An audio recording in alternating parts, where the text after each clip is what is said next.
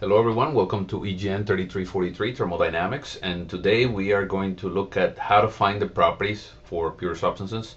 And to begin with, we're going to define what a pure substance is. We are going to define the state postulate and look at how many properties do we actually need to completely define the thermodynamic state.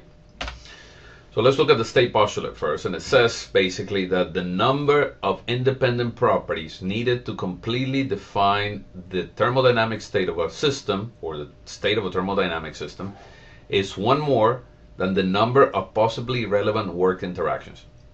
Now remember, last lecture we defined the different types of work interactions as mechanical work, for example, the work of expansion or contraction of the system. We looked at work being done by a chemical cell. We looked at magnetic work. We looked at any other kind of potential work. We looked at strain work or work on the surface. And we said that we are going to confine our processes in the study of thermodynamics or classical thermodynamics to those processes whose work interaction is only due to mechanical work, basically contraction or expansion of the system. So those are the type of work processes that we're going to be looking at. So therefore, if the only type of work that we have is mechanical, the only type of work interaction, the state postulate can actually be simplified, and you can actually say that the number of properties that you need to define the state is 2, because there's only one type of work interaction. The general state postulate says you need one more property than the number of possible work interactions. Since we only have one possible work interaction, which is mechanical, expansion or contraction, we are not going to be considering any other kind, electrical, chemical, potential, and so on. Then we only need 2 properties. So what does this mean? It doesn't mean that the state of a thermodynamic system actually reduces to 2 properties. It means we still have the same number of properties, basically 6 properties to define the state. We have pressure, temperature, volume, energy, enthalpy, and entropy. The last 2, we don't know what they are yet. The last 2, enthalpy and entropy, we're yet to define. So we have pressure and temperature. Those are intensive properties. Then we have extensive properties such as volume, energy, enthalpy, and entropy. We have 6 properties. But the state postulate says that we only need 2 of them. If we happen to have 2, then there's a way to find the rest. And how do we find the rest? Well, through constitutive relations, through algebraic equations, through graphs, through tables, but there's got to be a way. If you have 2 properties, then you can find the rest, the other 4, basically. If you need to find the other 4 for any particular purpose. Now, the other key word on this postulate is the word independent. The properties need to be independent of each other. There are some instances in which properties do not behave independently from others, and we're going to look at cases like this. So again, in a simple system is one where there's only one possibly relevant work interaction. For example, the expansion or compression type of mechanical work, which is the only type of work that we are going to be looking at in the study of thermodynamics. Expansion or compression of the system, in the case of closed systems, that is. So the state postulate for a simple system reduces to simply, for a simple system, only 2 independent properties are needed to completely define the state of a system. That's it. You only need 2 properties. If you have pressure and temperature, then you can find the other 4. If you have pressure and volume, you can find the other 4. If you have internal energy and enthalpy, you can find the other 4. Okay? As long as you have 2, you can complete the rest. How do we do so? That's what we're going to find out in this class and the next. How to find the rest of the properties given 2. Alright, now the properties need to be independent. And for this purpose, let's conduct an experiment to see what independence of property means. And in this experiment, we are going to have water confined in a piston cylinder assembly. So we have this water being confined on a piston cylinder assembly. This is water, liquid water, and we're going to burn it. We're going to add heat and want to see if we can boil it. By the way, this piston has a weight associated with it, and the cylinder has a cross-section area, so therefore there's a pressure being exerted on the system, which is the result of the weight of the piston divided by its cross-sectional area. That pressure is going to be constant throughout the process of adding heat to the system, because this piston is free to move up or down. Obviously, if we add heat to this liquid water, the liquid water is going to tend to expand, and there's going to be an expansion type of work. So by adding heat, there's going to be work being generated, and we are going to alter the properties of the system from point 1 to point 2. Then we're going to conduct this experiment again, but we are going to conduct it with a slightly higher pressure. So let's say that the piston originally, the weight was negligible, so the pressure inside and the water is the atmospheric pressure, and it remains constant throughout the process. We add heat, and then this piston goes up. Then we add some weight, and let's say that now the equivalent pressure of adding this weight is 2 atmospheres. Maybe we had 1 bar, and now we have 2 bars, close to 1 and 2 atmospheres. Now in the second experiment, we are going to add the same amount of heat, or maybe more, and then we're going to see this boil, and we're going to see this piston raise as it boils. Okay? We are going to do so, we're going to conduct these 2 experiments, obviously one at a time, and we are going to plot what happens to the temperature as a function of the volume, or what happens to the volume as a function of the temperature. What happens to the volume as a function of the temperature? For the first experiment, where the pressure is kept at a constant pressure P1, and that's not the pressure of state 1 and the pressure of state 2, that is just the constant pressure throughout which experiment number 1 is being conducted. If we start at this point, this is the original point where the entire water is liquid, and let's say that we keep track of the volume by basically measuring where the piston is at every time, and we keep track of the temperature by sticking a thermometer inside the cylinder.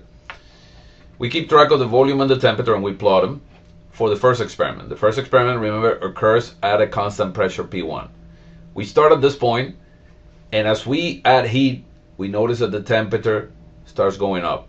And the temperature starts going up, the volume doesn't go up that much. The piston doesn't go up that much. It goes up slightly. That's why there's a slightly positive slope to this curve. It's not perfectly horizontal. It's inclined a little bit. But we notice that while the water is liquid, the volume doesn't change that much, although the temperature is increasing. Let's say that we started these at 25 Celsius. We added heat, and then it goes to 45, 50, 55, 75, 85 with time. Then we get to 100 Celsius.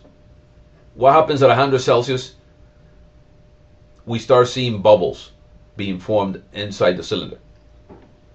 At that time, we notice that as we keep on adding energy to the system in the form of heat, the temperature doesn't move. While the water is boiling, the temperature stays at 100 degrees. So, although we're adding energy in the form of heat, temperature doesn't change. Okay, so this is an interesting fact, because the entire experiment is being conducted at a pressure P1, 1 atmosphere. And the temperature now remains constant. Notice this vertical line means temperature doesn't change in time, but the volume is changing. As bubbles start forming inside the cylinder, the piston keeps going up. So the volume is actually increasing, but the temperature remains the same. While there's this mixture of liquid water and vapor, as these bubbles are forming, the temperature doesn't change. So the temperature remains at 100 degrees. So we get to a point now where everything inside the cylinder is vapor. There's no more liquid water. Everything is vapor. At that point, then we notice that the temperature starts picking up again, starts going to the right, and the volume keeps going up. Volume keeps going up, the cylinder keeps moving up, and the temperature keeps moving up as well. So that is the plot of temperature, or volume versus temperature, for the first experiment. All right? Now we notice that during this period, where the temperature remains constant, both the temperature and the pressure remain constant. That is an indication that during that interval, pressure and temperature were not independent properties. They behaved the same exact way. While one was constant, the other one was constant. Okay? So pressure and temperature inside that region where you have a mixture of liquid water and vapor, you have bubbles and drops, pressure and temperature are not independent. So they do not qualify as independent properties, and basically they don't follow the state postulate. Pressure and temperature are not going to be enough to define the state while you're in this region right here, from this point to this point. Now let's look at experiment number 2. Experiment number 2 occurs at a slightly higher pressure, let's say 2 atmospheres now. We started at the same point, and then we move to the right. We start adding heat, we notice the temperature goes up while everything is liquid, and then we start seeing bubbles form. But now we see bubbles form at a higher temperature than before. Before it was about 100 degrees Celsius when we started seeing bubbles. Now it's probably 150. It means that the water boils at a higher temperature now that the pressure is higher. Remember that pressure 2 is higher. The entire experiment number 2 was conducted at a higher pressure. Then we notice that there's that same region where the temperature doesn't change while there's a mixture of water and vapor, liquid water and vapor. Temperature and pressure do not change. Well, pressure doesn't change throughout the experiment, but temperature doesn't change as well. So temperature and pressure actually do not behave independent from each other or of each other. Now that region is slightly smaller in volume. It doesn't take as much volume for the entire amount of liquid water to convert to vapor. Once the entire cylinder is full of vapor, no more liquid water, then we'll see the temperature going up again and the volume going up again. So we move up and to the right. If we do this experiment 10 times at 10 different pressures, so we keep on adding different weights on top of the piston, we are going to notice that we're going to be forming a curve that connects all of those regions of constant temperature and constant pressure. And that is called the saturation curve. So if we conduct this experiment at a lower pressure, we're going to see that the line moves into this red dotted line, then it goes up vertically, and then it goes up to the red again. If it happens at a higher pressure, right here, it goes up vertically, and then it moves up parallel to these two lines, P1 and P2, right? So this is called the saturation curve. Inside this curve, we have a mixture of liquid and vapor. We don't have full vapor, we don't have full liquid. What we have is a mixture. It's called wet vapor. Okay, and there's special things that happen inside the region. Primarily, we just noticed, temperature and pressure are not independent properties of each other. They count as one property instead of counting as two. All right? Now, the bottom part of the line is called the liquid, the saturated liquid line. That saturated liquid is, everything is pure liquid, but exactly at that line, we start seeing the first bubble forming. And the line above is called the saturated vapor line. That is the point at which the last bit of liquid has been dissolved into vapor. It has just become pure vapor. And after that line, everything is pure vapor. Okay? Okay, so now if we want to maybe switch the point of view or the reference that we established, instead of plotting the VT diagram or the plot of volume versus temperature of the piston moving up in these experiments, now we're going to do so in a pressure versus volume type of plot. And we call this the PV diagram, and the PV diagram is going to be a very important diagram for the study of thermodynamic processes. This is the diagram in which we're going to study many things, in particular because of the definition of work. Remember that work is defined as the area under the curve in the PV diagram, the area under the process curve in a PV diagram. We already studied what mechanical work is, the work of expansion or compression. So it is very important that we see processes and that we plot processes in the PV diagram, because it will allow us to see expansion, contraction, and maybe quantify the amount of work that was generated or that was used.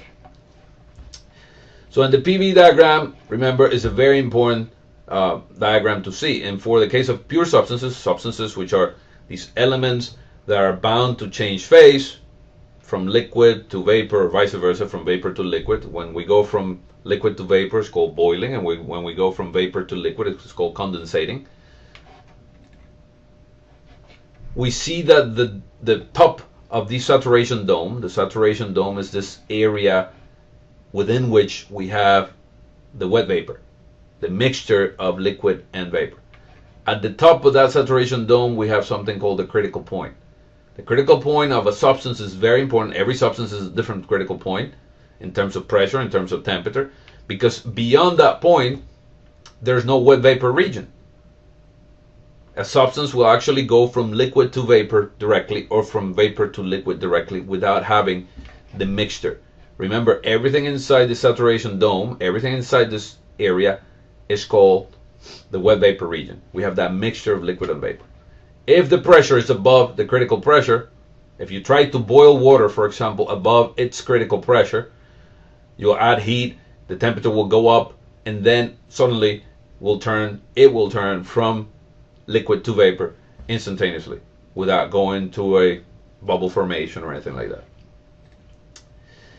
The line to the right of the critical point of the saturation dome is called the saturated vapor locus. It's called the saturated vapor line. Same thing we define on the other plot, on the VT plot. This is the line where it is exactly just vapor. The substance is just vapor. All the liquid drops have disappeared and it just becomes pure vapor. Anything hotter than that will actually become more than just vapor. It will be pure superheated vapor. The line on the left is called the saturated liquid line or saturated liquid locus. This is a line in which the substance is pure water, is pure liquid, all the vapor bubbles have disappeared. It has just condensated into pure liquid, and anything colder than that or to the left of that will be more than saturated liquid. It will be pure liquid plus. That is, to the right of the saturation dome, we call this the superheated region, superheated vapor region. It is pure vapor, but it is now superheated. It's more than pure vapor. There is no liquid drops or anything like that to the right of the saturation dome. Inside the saturation dome, anything inside this dome is called the wet vapor region. Wet vapor, we have part liquid, part vapor, all mixed together. Either liquid with bubbles, with vapor bubbles, or vapor with liquid drops inside. And to the left of the saturation dome, we have pure liquid. We call that the compressed liquid region. Pure liquid. Liquid water or any other substance that we're treating in the thermodynamic process. We can take these PV diagram and plot different types of processes, like an isobaric process. Remember, isobaric process is a process where pressure doesn't change.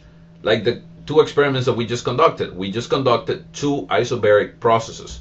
One at pressure A and the other one at pressure B. We can also look at isometric processes, processes where volume doesn't change. Isothermal processes where temperature doesn't change. Adiabatic processes where there's no heat transfer. Insulated. So if we have the PV diagram, an isobaric process, it's got to be completely horizontal, from left to right. Even if you're crossing the saturation dome, it's got to go completely from left to right or right to left. Okay? Because the pressure doesn't change in an isobaric process. So for instance, on the experiment that we just conducted, we started here on the compressed liquid region. We went to saturated liquid. We went to wet vapor.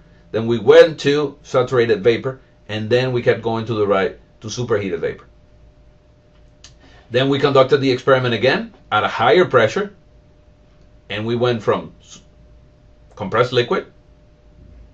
Then we went to saturated liquid, right on the line. Then we went to wet vapor. Then we went to saturated vapor, just pure vapor, and then superheated vapor, all the way to the right, while the volume was increasing. Notice that the volume is on the x-axis, and that volume is increasing. The pressure doesn't change.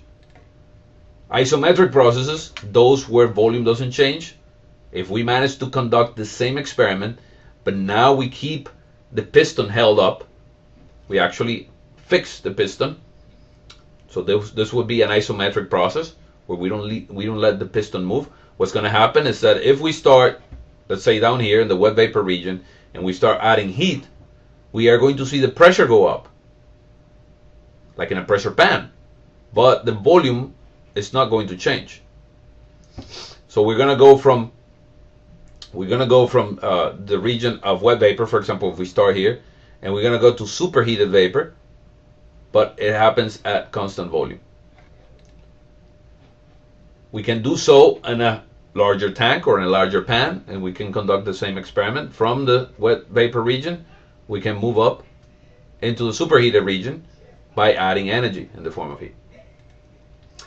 Now, isothermal processes for a substance that is bound to change phase are slightly different. Now, let's say that we manage to conduct this experiment in a very controlled fashion. where the temperature doesn't change. We add heat, but we manage to keep the temperature constant. Or we remove heat, we let it cool down, but manage to, notice what I'm saying, we let it cool down, we let it release heat, but we manage to keep the temperature of the system constant.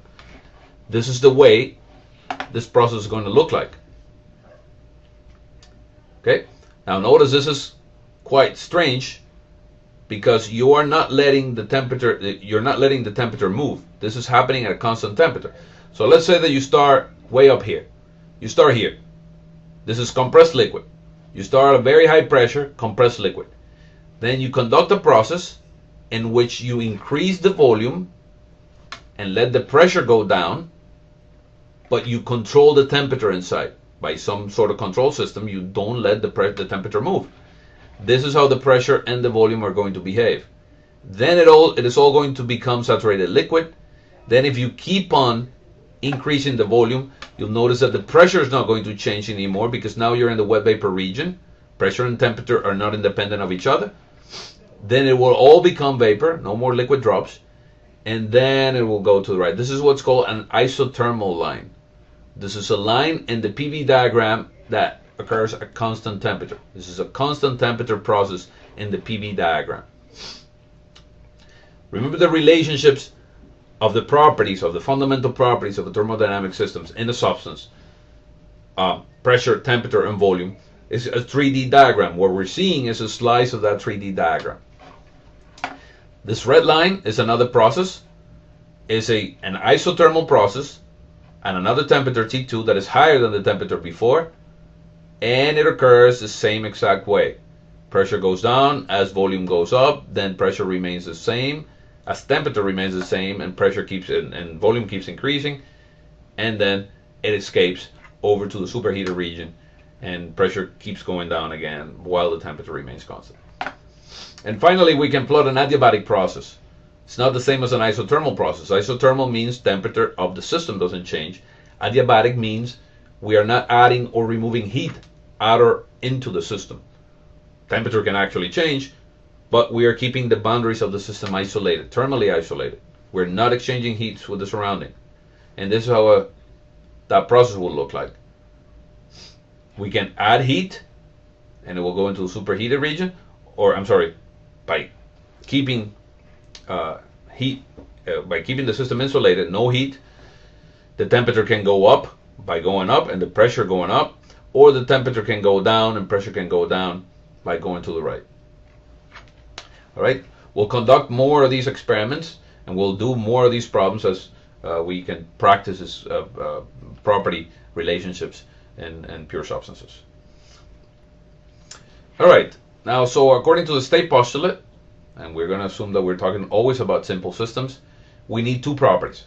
If we find two properties, if we have two properties, we can actually find the other four. The other four, let's say we have pressure and temperature, then we can find somehow volume, energy, enthalpy, and entropy. Okay, as long as these two properties that we have are independent of each other. Now, these relationships, and how to find the rest having two, are called equations of state. And these are the relation among three thermodynamic properties. Let's say if we have pressure and temperature, how can we find the volume? If we have pressure and temperature, how can we find the energy? And so on and so forth.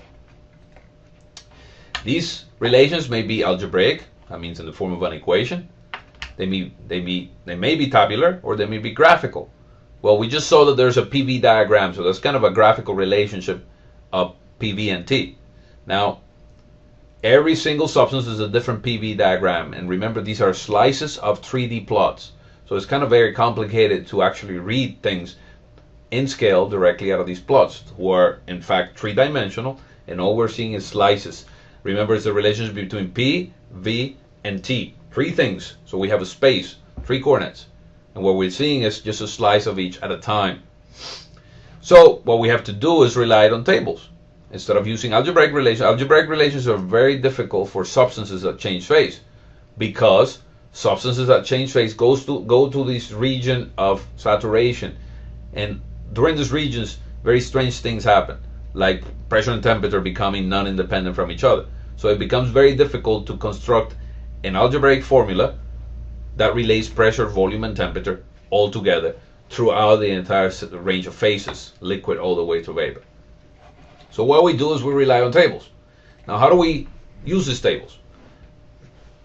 So for pure substances, and when I mention pure substances, we are going to be looking at water mainly, then refrigerants like R22 and R134.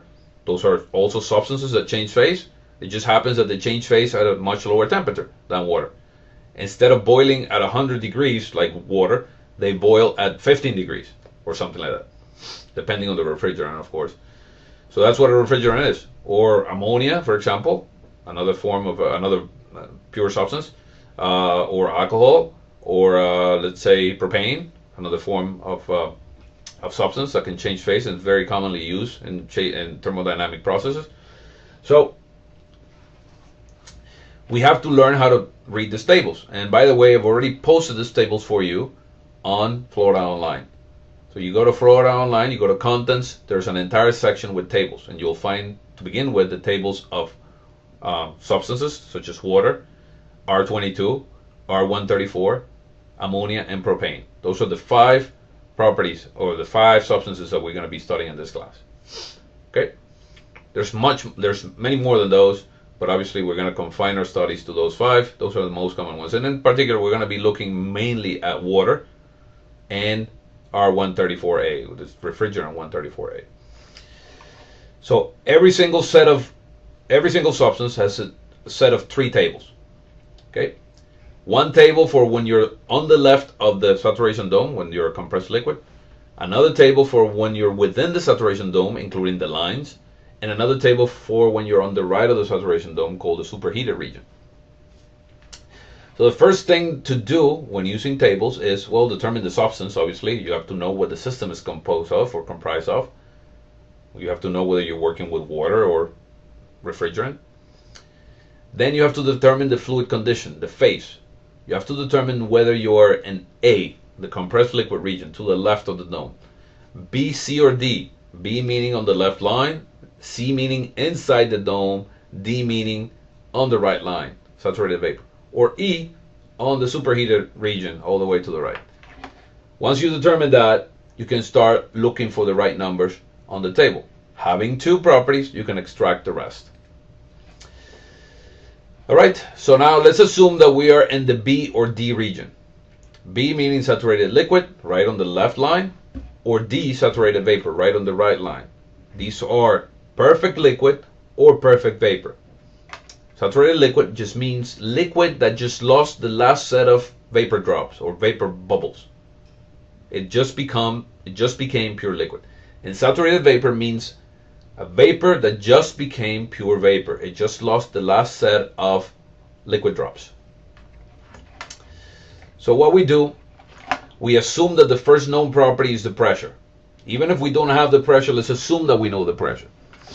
If the second known property is temperature, and its value matches the saturation value, let's say that we have pressure and temperature now, and it actually matches the saturation temperature on the table, we go to the saturation table and then check, well, for this pressure, the temperature is 100 Celsius. The saturation temperature is 100 Celsius. Well, that means that if the temperature of the system is currently 100 Celsius, we are within the saturation dome, either on B, on C, or on D. And that means that we don't have 2 independent properties. We don't have enough to find the rest. If you have pressure and temperature, and you're within the saturation dome, including the 2 lines, you don't have enough information to determine the state of the thermodynamic system. So what do? Now, if the value of the second property is known, anything except temperature, let's say that you know the volume, specific volume that is, or the specific energy, or the specific enthalpy, or the specific entropy, and that value that you know happens to be within the dome, happens to be more than the saturated liquid value and less than the saturated vapor value that you'll find on the table. I'm going to take a look at the table to see what I mean. Then the condition of the fluid is saturated liquid or saturated vapor, respectively.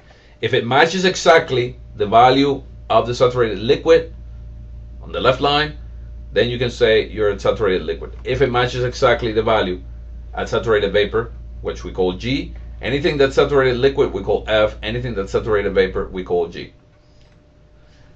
Okay?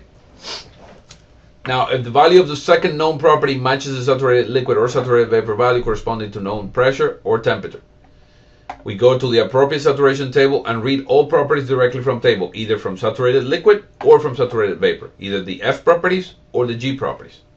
And here's a table, for example. Here's a table which is, this is called the saturated water table. So the table is for water, but it's for water in saturation, either B, C, or D. And it's a table organized by temperature in ascending order. So somebody already built this table for us. Somebody already did the experiments and took the measurements, and he did it at 50, 55, 60, 65, 70, and so on and so forth. And this table is much larger than that. You'll find when you download these tables, they're in PDF format directly out of Florida Online. You have a much larger range of temperatures. Then you have table A3, which is the same thing. It's a saturated water table, but it's a table. That is organized now by pressures. It's exactly the same table, contains the same values, but now the whole numbers are the pressures instead of the temperature. Now let's say that you have water at 1 bar. Remember, 1 bar is almost 1 atmosphere. It's 100 kilopascals. Remember, 1 atmosphere is 101.3 kilopascals. 1 bar is slightly bigger, it's like 0.99 atmospheres. It just happens that the saturation temperature at that pressure is 99.63. That means that water will boil at 99.63 and will remain at 99.63 while the pressure is 1 bar. Okay? So if you manage to keep the pressure at 1 bar during the boiling process, during the phase change process, the temperature will remain at 99.63. Temperature doesn't move. At that pressure, you have a property corresponding to the volume of the saturated liquid, that's the left line of the saturation dome, and a volume of the saturated vapor, that's the right line of the saturation dome. Energy of the saturated liquid, energy of the saturated vapor, UF, UG. You have enthalpy, H, of the saturated liquid, and enthalpy of the saturated vapor, UF and UG. This quantity here, UFG, is just the difference between these two. And it has a meaning. We'll get to that in a minute, or actually in a couple lectures. And then entropy, the other property that we need to define the state. Remember, there are 6 properties: pressure, temperature, volume, energy, enthalpy, and entropy. But you have one corresponding to what would be the entropy of the substance at 1 bar if it were perfect liquid or if it were perfect gas. Okay? So again, if you're given that the pressure is 1 bar, for instance, as an example, and you're told that the energy, the internal energy of the system is 417.36, we can go to this table and say, yes, well, it actually corresponds to the same energy of saturated liquid. That means that this substance is currently saturated liquid, and the rest of the properties are those of saturated liquid. The enthalpy is 417.46. The entropy is 1.3026, and the volume is 1.0432 times 10 to the minus 3. Notice that the column, the volume F column, is pre-multiplied times 10 to the 3. So when you extract this number, you have to multiply times 10 to the minus 3. So this number is really 1.0432 times 10 to the minus 3. You have to pre-multiply by 10 to the minus 3. The entire column is pre-multiplied by 10 to the 3. Okay? So another experiment. Somebody tell you that a thermodynamic system is currently at 2 bar of pressure, almost 2 atmospheres, and its volume is 0.8857 cubic meters per kilogram. That's specific volume. What can you say about this particular system? Well, if you're told one property, pressure, 2 bar, and another property, volume, 0.8857 cubic meters per kilogram, then the only conclusion you can make is that this particular water is currently as saturated vapor because its volume corresponds exactly to that of saturated vapor, Vg. So then you can say that the temperature is 120.2, the energy is 2529.5, the enthalpy is 2706.7, and the entropy is 7.1271. You extract all the properties corresponding to the G state, to the saturated vapor state. So remember, the subscript F means saturated liquid, the subscript G means saturated vapor on the right. So here what you can see is, in ascending order, water at 1 bar will boil at 99.63. But if you hold water at 3 bars, let's say 4 bars, if you hold water at 4 atmospheres, slightly less than 4 atmospheres, 4 bars, it will take 143.6 degrees to actually boil that water. And obviously this table is much wider than this. Okay, it goes to higher pressures than this, so I'm just taking a snapshot of the beginning of the table. And again, these tables are available for you on Florida Online. Alright, so now what if we're in region C, wet vapor region? Now what if we have a mixture of liquid and vapor? And how do we determine so? How do we know without knowing it visually, let's say that the system is completely closed and we cannot see it? And how do we determine that it's wet vapor? Well, it's very simple. You rely on the same exact table, the table of saturated substance, in this case saturated water, for example, if you're using water. And what you do is, if the value of the second known property is somewhere between, or lies somewhere between that corresponding to saturated liquid, the F property, and that corresponding to saturated vapor, the G property, then you must be inside the saturation dome. You must be in the wet vapor region.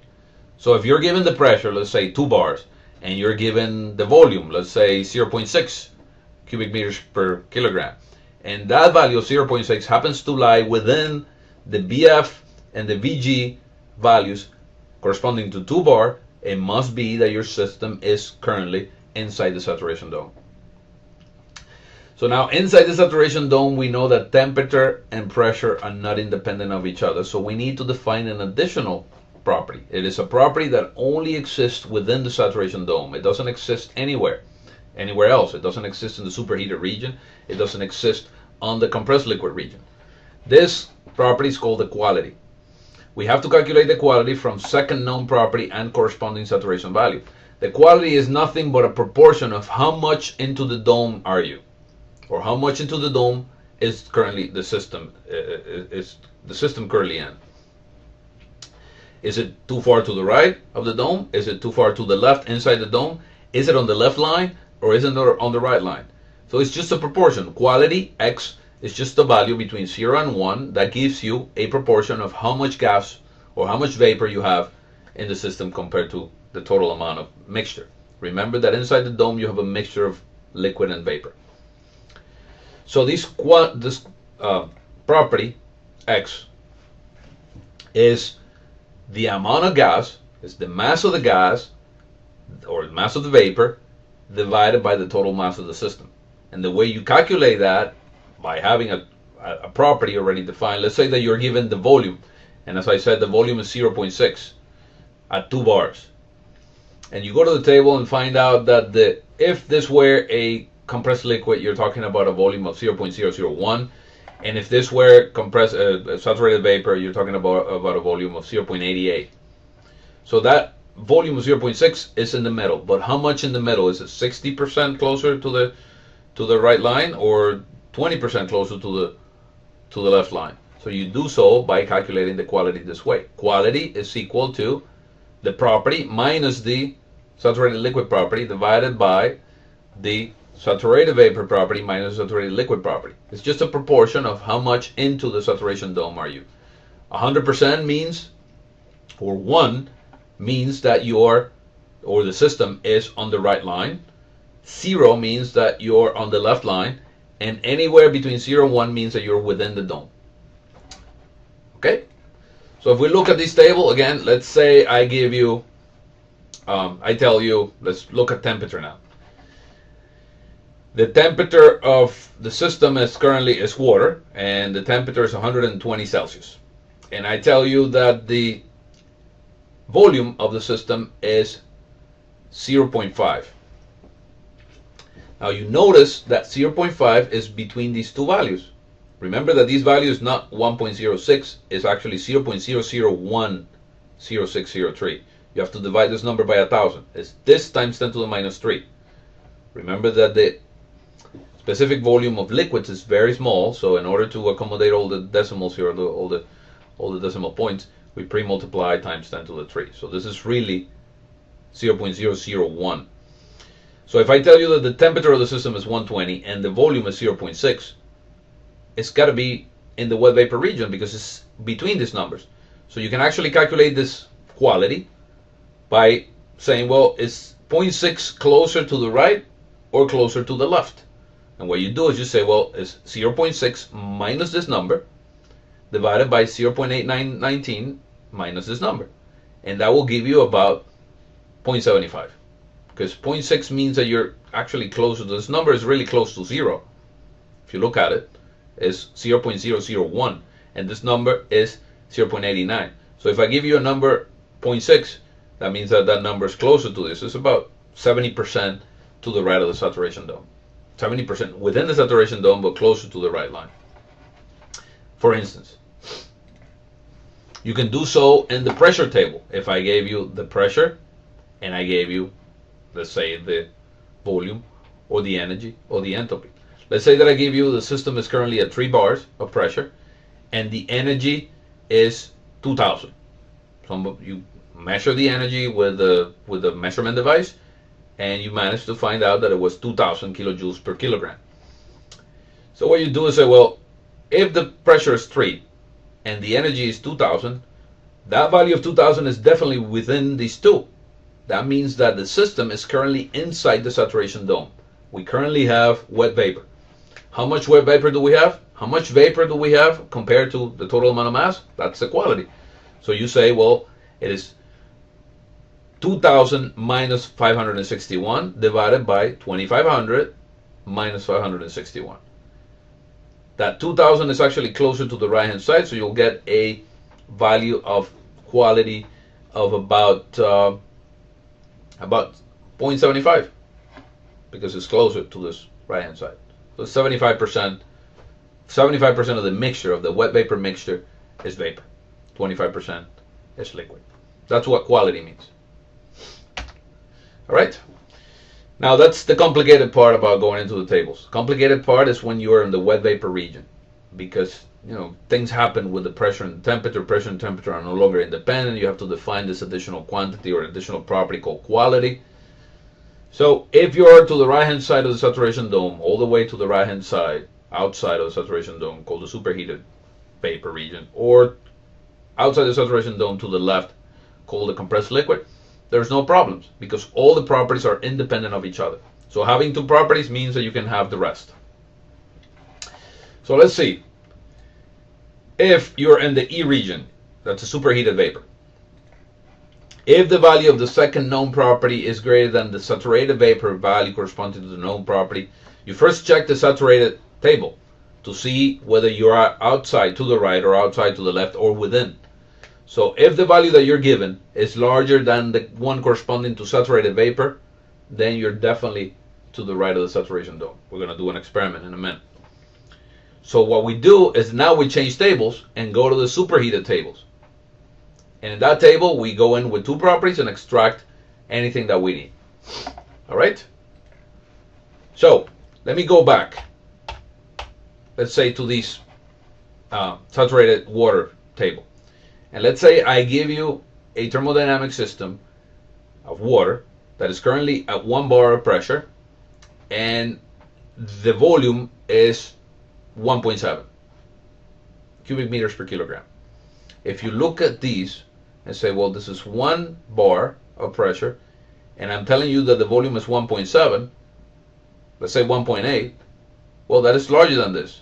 That means that it's larger than Vg. That means that it's to the right of the saturation dome. It's outside to the right of the saturation dome. So this table doesn't apply anymore. You don't have quality. That doesn't exist. Everything is gas. It's pure gas and it's superheated gas. So what you do is you go to table A4. That is the superheated water vapor table. In the superheated water vapor table, let's say now, well, this is just a snapshot, but we have many pressures and many temperatures. Remember, now you have to go in with two properties. And now let's say the numbers I gave you where the pressure was 0.35 bars and the volume was 5.163. If the pressure is 0.35 bar and the volume is 5.163, then you can extract the temperature as 120, the energy is 2542, the enthalpy is 2723, and the entropy is 7.96. Okay, you can extract the rest of these properties. Or if I gave you the pressure and the temperature, same way. If I tell you the pressure of the system is 0.06 bar, very low pressure, and the temperature is 200 degrees, this is superheated vapor, and here it is. Superheated vapor, here is the volume, here's the energy, here's the enthalpy, and here's the entropy. You don't need to find the quality because it doesn't exist. You're to the right. You don't need to find an UF or an UG. It doesn't exist. You have a quantity or a property for volume, a property for energy, a value for the property enthalpy, and a value for the property entropy. Likewise for when you're in the compressed liquid region. Same thing. If you're outside the saturation dome but to the left, what you do, again, is if the value of the property that you're given is less than that of the saturated liquid value, you go first to the saturated table, compare the value to the saturated liquid value, and if it's less, that means that you're to the left of the dome. Let's go back. Let's go back to the saturated table here. And let's say I give you again, I tell you water at 1 bar, and I tell you the temperature is 80 degrees. What does that mean? Well, if the water is at 1 bar and the temperature is 80 degrees, it is pure liquid, no other way around it, because it will take 99 degrees to get it to boil, to at least have some bubbles forming. So if the temperature is 1 bar, and I'm sorry, if the pressure is 1 bar and the temperature is 80, that's it. It's liquid. It's compressed liquid. Or if I tell you the temperature is 1 bar and I tell you the energy is 300, notice that is below 417. That's got to be compressed liquid. It is less than the UF property. It's less than the saturated liquid property corresponding to 1 bar. So what you do is you go to the compressed liquid table and you use them in a manner very similar to what you use in the superheated table. This is table A5, properties of compressed liquid, water. And let's say again I give you a pressure of 25 bars and a temperature of 180 degrees. That is compressed liquid, because it will take 223.99 Celsius to boil water that is at 25 bars. Anything below these is compressed liquid. Even 200 degrees is compressed liquid. It's no vapor. So you go in, if I tell you the pressure is 25 bar and the temperature is 100, then you can extract the volume, you can extract the energy, you can extract the enthalpy, and you can extract the entropy. Notice that the volume is already pre-multiplied by 10 to the 3, so the number you extract from here is 1.0423 times 10 to the minus 3. Okay? Now, one note that I want to make about compressed liquids is that, well, compressed liquid tables are not always available. And if they are, the range is not very large. Notice, for example, in this case, we have a pressure table at 25 bars and we have another pressure table at 50 bars. And that's where it starts. What if we have water at 5 bars? That table doesn't exist. We cannot interpolate between any of these tables. We don't actually have values. So, if compressed tables are not available, use the approximation that in the compressed liquid region, the properties, volume, energy, enthalpy, and entropy are functions of temperature only. Therefore, properties may be approximated as those of saturated liquid, the F properties, at the given temperature. Okay, so remember slide number 36, because more than often, you're not going to have compressed liquid tables available. And if you don't have compressed liquid tables available, what you do is, well, if you know the temperature, then forget about the compressed liquid table, go to the saturated tables, the ones that are organized by temperature, and say, well, I am given a temperature of 70 degrees.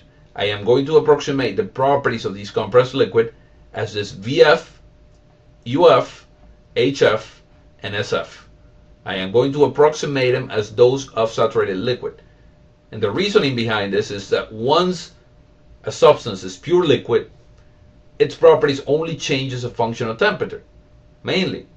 So what you need to do is, well, I am going to use the properties of pure liquid, even if it's saturated, at that temperature. So you use the temperature, nothing else. You don't use the pressure, you use the temperature. So when you have a compressed liquid, just use the temperature and go to the saturated substance table and extract the values of saturated liquid. And that's what we say here in slide number 36. Properties may be approximated as those of saturated liquid, the F properties, at the given temperature. Okay, now let's look at an example. This is an example where I'm going to give you several cases. Say case number 1 or case A, B, C, and D. And I'm going to give you the corresponding values for these cases, or for these states, that is. I'm going to give you state pressure 1 in this case, and volume 1. And this refers to R12. Now, we don't have tables for R12. I didn't post tables for R12 and on Florida Online because R12 is no longer used. This is an old refrigerant that was used a long time ago, but it was deemed to be dangerous and toxic. And it's been replaced ever since by first R22 and now R134A, which is the most common kind of refrigerant that is used in air conditioning applications, or one of them. But I'm going to use these R12 tables, and I'm going to give you snapshots of them to find these quantities. So let's say case number 1. I give you the pressure of 1.8 bars. I tell you R12 is currently at 1.8 bar, and its volume is 0.00069 cubic meters per kilogram. Find the rest of the properties. The given specific volume matches the specific volume of saturated liquid at the given pressure. I give you P and V. The first thing you need to do is go to the saturation table and see where is it that you are. Are you inside the saturation dome? Are you on the lines of the saturation dome? Are you to the left of the saturation dome or to the right of the saturation dome? It just happens that for this particular case, you're exactly on the left line of the saturation dome. So how do we know that? We subtract the properties. At 1.8 bar, if we look at the R12 table, at 1.8 bar, we notice that the saturated liquid volume is 0.0006921, which is exactly the volume that we were given. That means that this substance is currently saturated liquid. It is perfect liquid with the last few bubbles of vapor disappearing. That means that that liquid is currently exactly at this temperature, because if you're in the saturation dome, the temperature is the saturation temperature, minus 15.38. The energy is 21.86 as UF. The enthalpy is 21.98. And the entropy, if we need to, is 0.0893. But we're not going to be dealing with entropy yet. Now, remember, this is a refrigerant. And refrigerants are like any other substance. They change phase, they have a saturation dome. They have the property of actually changing phases at much lower temperature. Notice that the boiling temperature of R12 at 1 bar, that's 1 atmosphere, is minus 30 degrees. While the boiling temperature of water at 1 bar is about 100 degrees Celsius, the boiling temperature of R12 at 1 bar is minus 30 degrees. That's why they're very good for use of air conditioning applications, because if we manage to change phase with them and compress them and make use of this temperature and then exchange heat with this temperature, we are going to be able to subtract heat from a room like this one. If we have R12 at minus 30 degrees and then we circulate it with some heat exchanger close to this room, we are going to be able to condition the air in this room to a temperature lower than the temperature outside of 80 degrees or whatever it is outside. Okay, so those are the properties. 1.8 bars, and the given volume corresponds or matches that of saturated liquid. That means that this is saturated liquid. That means that the temperature is minus 15. Here it is. The energy is 21.86 and the enthalpy is 21.98. Quality is 0. because if we're exactly on the left line, quality is equal to 0. If we're exactly on the right line, quality is equal to 1. If we're within the dome, quality is between 0 and 1, and it's up to us to determine that. And if we're outside the saturation dome, either to the left or to the right, quality doesn't exist. Okay? Second case. I am given the pressure of 1.8 and the temperature of minus 1538. That's the only information I'm given. What do? Again, I go to the table. I go to the saturation table right before, and notice that at 1.8 bars, the saturation temperature is minus 15.38. That is the boiling temperature. That means that this substance is currently boiling. But how much of it is boiling? How much of it is vapor? How much of it is liquid? We don't know. Temperature and pressure are not independent properties. I have no idea.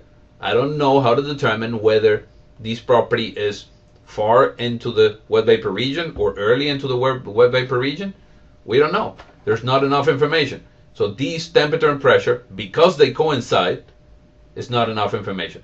If I would have been told that the temperature is 20 degrees Celsius positive, then I can say from the previous table, if the pressure is 1.8 and the temperature is 20 Celsius positive, then I can say that this is superheated vapor because it's above the boiling point. But not now. The given temperature matches the saturation temperature at the given pressure, therefore we do not have two independent properties and cannot determine other properties. This state cannot be determined. Okay? Alright, now I am given the pressure of 1.8 bars, again, and I am given an energy of 164.19. I'm given those two values. According to the state postulate, that should be enough. So what do? I go to the table again with 1.8 and 164. 1.8 bars, and I go to energy. I am given 164.19. Well, it actually matches perfectly that of saturated vapor. That means that this system is currently saturated vapor. I don't need to see it, but I can tell you that it's perfect vapor. The last set of liquid drops just boiled. So I can tell you that the temperature is minus 15.38 because it's currently boiling. It just finished boiling. I can tell you that the volume is this of saturated vapor volume, 0.09225. I can tell you that the enthalpy is 180.8. So the given internal energy matches that internal energy of saturated vapor at that given pressure. Therefore, other properties may be read from saturation table, such as the temperature. Quality is equal to 1, obviously, because if we are exactly at the saturated vapor line, on the right line, quality is 100%, meaning the entire wet vapor is just vapor. Volume is 0.09225 from the table, and H, enthalpy, is 180.8, which we don't know what it is yet. We haven't defined what enthalpy is, but we'll use it soon enough. Okay, that's the table. And now, one more case. I am given a pressure of 1.8, and I am told that the energy is 100 kilojoules per kilogram. So what do I do with that information? Again, I go to the saturated table of R12. I check 1.8 bars, and I check UF and UG.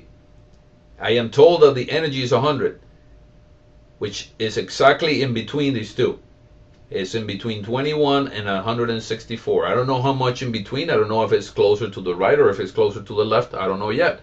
But it's in between. 100 is in between those two numbers. That means that this R12 is currently in saturated and wet vapor region. It's somewhere in the middle. There's got to be a quality. How do I determine the quality? Well, it is that given number 100 minus 21.86 divided by 164 minus 21.86 is how much into the region I am. And that will give me something actually a little bit closer to 164. The 100 is a little bit closer to 164 than what it is to 21. Okay, so I'll get about a 56%, 57% quality, closer to 164. But I can actually say that the temperature is minus 15.38 because it's currently in saturated mode. And then I can use that quality of whatever I calculate, 56% or whatever, to calculate the volume and to calculate the enthalpy. The given internal energy is between the UF and UG values at the given pressure from the table. So the condition is wet vapor. We have to calculate the quality as 100 minus 21 divided by 164 minus 21. You use all the decimals. What do you get? 0.549, about 55% quality. That means 55% of the mixture is vapor, 45% of the mixture is liquid. Then what do? You use that quality, 0.549, and use it to calculate the volume. You extract VF and VG from the table, multiply that by the quality, and you get V, 0.05096. And then you use that same quality, 0.549, you subtract Hg and Hf from the table, multiply that by the quality, add to Hf, and you get 109.17 for the enthalpy. And that's it. That's how you use the saturation table. At least that first part of the table, the saturation one. We'll do exercises later where we use the superheated side of the table. All right? So thank you for your attention, and I will see you in the next class where we will do more of these examples.